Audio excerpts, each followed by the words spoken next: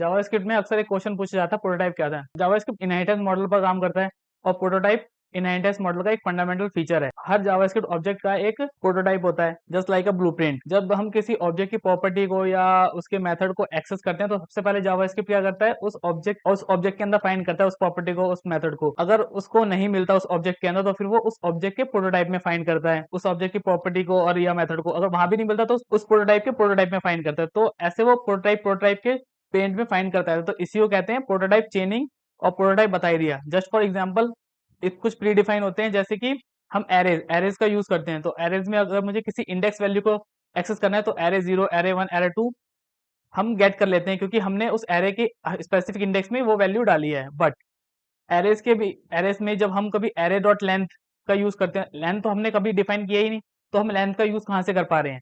तो वो करते हैं प्रोटोटाइप से। एरे के प्रोटोटाइप में लेंथ एक एट्रीब्यूट डिफाइन